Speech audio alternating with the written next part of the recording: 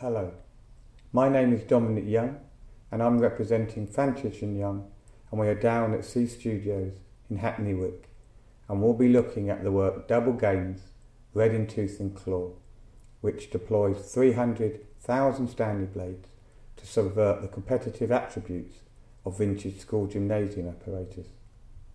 Mariana Fantich and Dominic Young started collaborating in 2008 and have since been known as fantich&young. Their art practice entails a subverted approach to the manipulation of symbolic ready-made materials. The concept of their work addresses parallels between social evolution and evolution in the natural world, nature as model or nature as threat.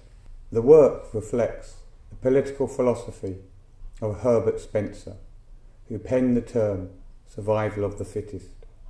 Herbert Spencer was heavily influenced by Charles Darwin's theory of evolution and natural selection, that he proposed the theory should be applied to human society. Though controversial, Spencer's interpretation chimed with the scientific reasoning of the day, and academics and scholars from diverse fields discussed his writings. By imposing Spencer's philosophy of survival of the fittest onto society, you would be dismissing the human qualities such as altruism and charity as illogical, and instigating a war on the weak and the dispossessed of society. The completion of the artwork took 2 years. The first year was taken up with researching, discussing and writing down the concept, making technical drawings and sourcing the materials. The second year consisted of creating the sculptures according to the plan prepared in the first year. Fantich&young described their art as Darwinian voodoo. The practice entails skewering symbolic, ready-made materials and subverting their relationship to each other. This approach shares characteristics with pagan or voodoo ritual objects, or what Pablo Picasso achieved in the European fine art tradition. Fantich&young have a fascination for Picasso's hands-on approach to instilling concepts and emotions into his art. He reminds us of a shaman, and his direct approach to multi-layering information within an object is something fantich&young greatly admire. The work Double Games, Red in Tooth and Claw has many components and facets.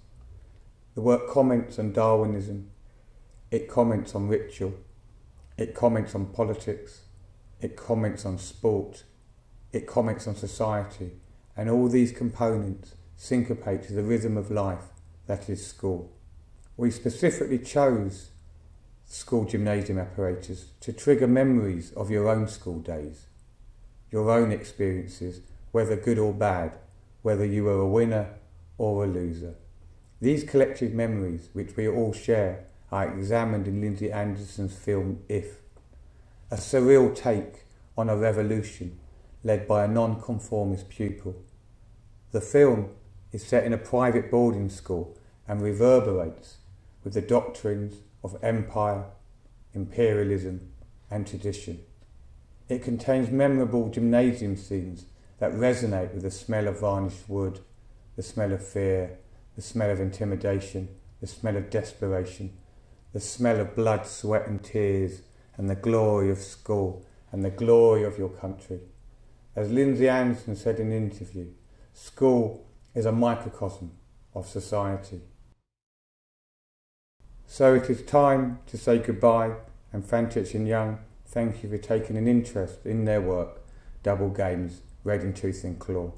But as we're only a stone's throw away from the International Olympic Park, we couldn't quite resist finishing this talk with a quote from the founder of the 1894 International Olympic Committee, Baron Pierre de Coubertin.